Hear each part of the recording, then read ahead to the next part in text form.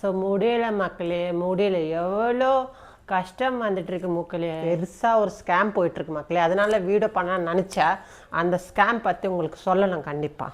என்னாச்சு, எதுக்கு அமௌண்ட்டு நம்மளோட பேங்க்கில் வர மாட்டிருக்கு? மக்களே, welcome back to Janhvi Varshu vlogs. எல்லோரும் எப்படி இருக்கீங்க? ஸோ முடியல மக்களே, முடியலையோ கஷ்டம் வந்துட்டுருக்கு மக்களே. எனக்கு ஒரு தேவைக்கு வந்துட்டு ஒரு காசு தேவைப்பட்டது.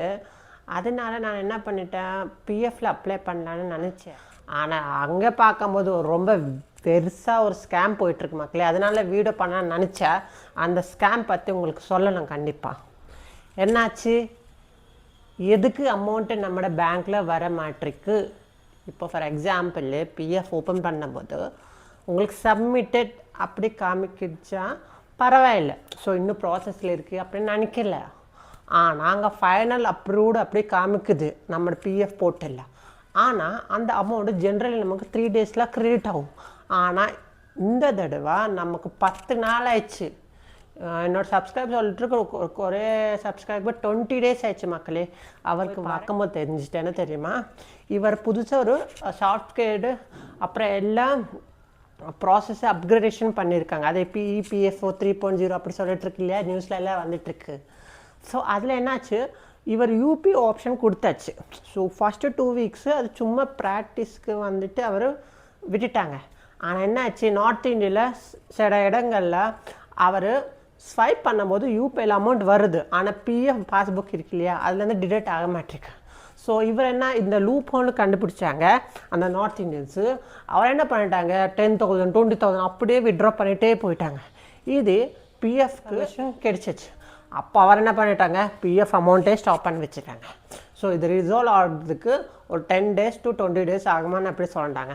ஆனால் இது எல்லாம் இவர் பண்ணும்போது ஃபஸ்ட்டு பிஎஃப் 3.0 வரும்போது அவர் எல்லாம் பார்த்துட்டு தானே ரிலீஸ் பண்ணணும், அது பண்ணலை. இது எனக்கு இன்னும் ஸ்கேம் மாதிரி தோணுது. ஆனால் என்னன்னு தெரியாது. ஆனால் பிஎஃப் அவர் சொல்லிட்டு இருக்கு, வெயிட் பண்ணுங்கள், நம்ம எல்லாம் ஸ்டாப் பண்ணி வச்சுருக்காங்க எல்லா பேமெண்ட்ஸு அப்படி சொல்லிட்டாங்க. ஆனால் என்ன பண்ண முடியும், எனக்கு தேவைப்படுது அமௌண்ட். ஆனால் முடியலை, நம்ம காசு நமக்கே எடுக்க முடியல மக்களே. பாருங்கள் மக்களே, எவ்வளோ கொடுமை போயிட்டுருக்கு இந்த அரசாங்கங்களில், நமக்கு ஒன்றும் சொல்லவே முடியாது. ஸோ என்ன பண்ண முடியும் மக்களே, ஸோ நம்ம ஃபாலோ பண்ணணும். ஒரு 10 days வெயிட் பண்ணணும், மேபி 20 days ஆகலாம். ஆனால் காசு கிடச்சிட்டு அப்புறம் விட்ரா பண்ணலாம். ஸோ நான் உங்களுக்கு எதுக்கு அப்டேட் பண்ணிகிட்ருக்கேன்னா, நீங்கள் பிஎஃப் அப்ளை பண்ணிகிட்டே இருப்பார். ஆனால் மேபி நீங்கள் நினச்சிட்டு இருப்பார், ஏன்னா 10 days ஆயிடுச்சு இன்னும் வரல இதுதான் ரீசன். ஸோ அதனால அமௌண்ட் எல்லாம் ஹோல்ட் பண்ணி வச்சுட்டாங்க PF officers. Maybe after 20 days release பண்ணலாம். மேபி நெக்ஸ்ட் வீக்லேருந்து ரிலீஸ் பண்ணிட்டாங்கன்னு அப்படி சொல்லிட்டுருக்கு பிஎஃப்லேருந்து. ஆனால் இது இன்சைட் சோர்ஸ் தான், அஃபிஷியல் நியூஸ் கிடையாது. நான் உங்களுக்கு சொல்லிட்டுருக்கேன், ஒரு அப்டேட் கிடைச்சாச்சு அதெல்லாம் சொல்லிட்டுருக்கேன். ஸோ மக்களே, நீங்கள் கொஞ்சம் ஜாகிரதையாக இருங்க. என்னென்னோ ஸ்கேம் போயிட்டுருக்கு வெளியில், நமக்கு சொல்ல முடியாது.